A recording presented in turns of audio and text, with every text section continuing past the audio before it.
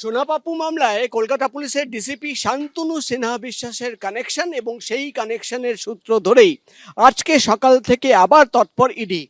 সকাল থেকে ইডির ম্যারাথন তল্লাশি অভিযান, একসঙ্গে 9টি জায়গায় তল্লাশি অভিযানে নেমেছেন ইডির আধিকারিকরা। কলকাতা এবং মুর্শিদাবাদে শান্তনু সিনহা বিশ্বাসের যে পৈতৃক বাড়ি রয়েছে সেখানেও কিন্তু তল্লাশি অভিযান চলছে। এই মুহূর্তে আমরা দাঁড়িয়ে রয়েছি ফান রোডে।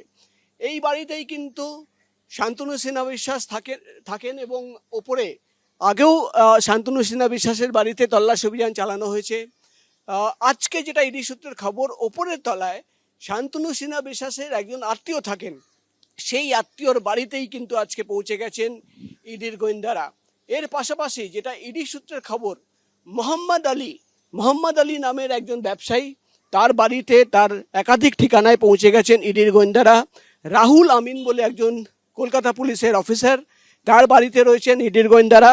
এছাড়া আতুল কাটারিয়া একজন ব্যবসায়ী, তার বাড়িতেও কিন্তু পৌঁছে গেছেন ইডির গোয়েন্দারা। অর্থাৎ একসঙ্গে 9টি জায়গায় তল্লাশি অভিযান চালানো হচ্ছে এবং পুরোটাই কিন্তু আজকে যে তল্লাশি অভিযান শান্তনু সিনহা বিশ্বাসের কানেকশনে হচ্ছে।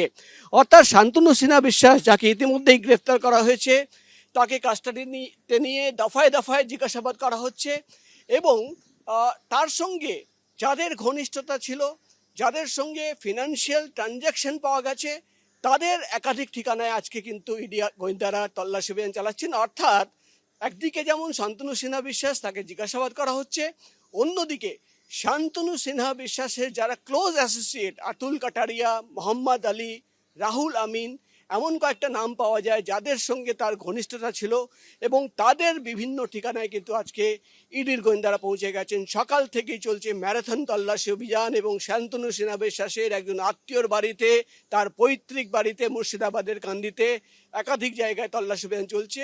আজকে তল্লাশি অভিযান শেষ হওয়ার পরেই কিন্তু জানা যাবে যে আজকের ইডির এই ম্যারাথন তল্লাশি অভিযানে আর কি নতুন তথ্য বা শান্তনু সিনহা বিশ্বাসের যে নেক্সাস কাজ করছিল সেখানে আরও কাদের নাম উঠে আসে।